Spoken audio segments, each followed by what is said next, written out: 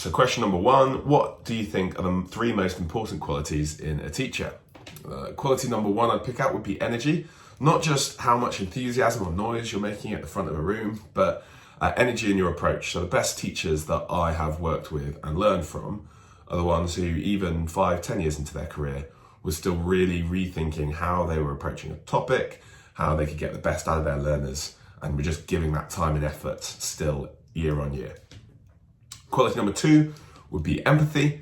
So obviously the relational aspect of teaching is huge, how you are relating to your learners, getting alongside them, but also empathy in terms of putting yourself in their shoes when you come to pitching and how you kind of gear up your subject knowledge. So often within, especially maths, I find as a subject, teachers are good mathematicians. It's putting yourself in the shoes of someone who is struggling on a concept and working out how you can scaffold their way up so that they can kind of really grasp what they're learning. And finally, number three, passion. So passion for the subject, passion for the learner, and passion for their goals, getting alongside them and really working to get what they want out of that teaching or tutoring.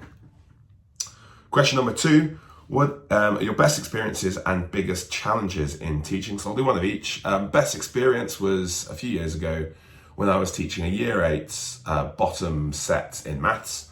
And there was a girl in the class who was probably about middle for the set. She joined halfway through the year. She was enthusiastic, she was a good communicator, she wanted to learn, but she wasn't that strong at maths. And I remember kind of setting some extension work after she'd get through it.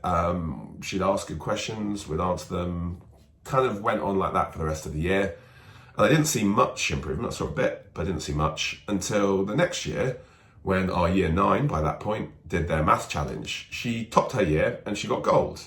And I remember seeing the spreadsheet and going up to her then teacher going, what's happened? Like, was that a fluke? Well, like she was good, but she wasn't that good when I taught her. And he went, oh no, she's really excellent.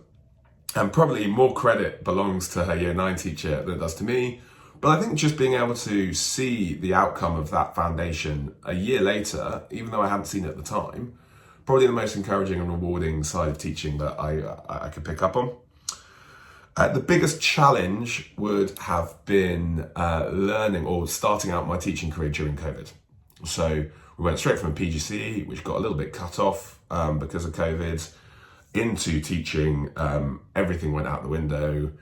We were teaching learners who didn't want to turn their screens on, who weren't really engaging, who had never met in person.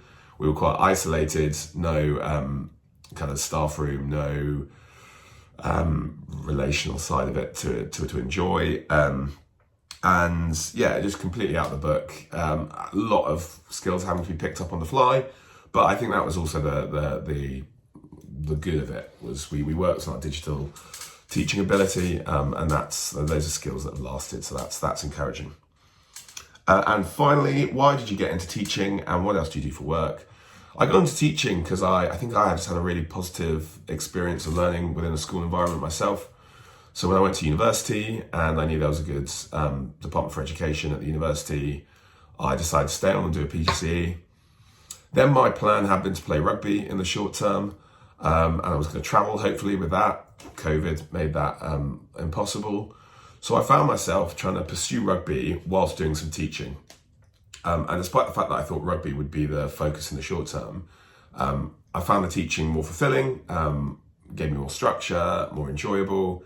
And so within 2 years, I wasn't really playing rugby anymore. Teaching was what I was enjoying and what I was doing. That took me, then did a 4th year or up to 4 years in teaching.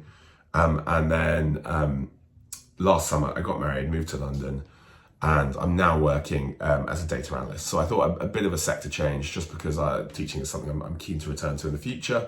Something I want to keep my foot in the door on right now, hence being keen to tutor. But in the meantime, I'm working as a data analyst on telecoms data.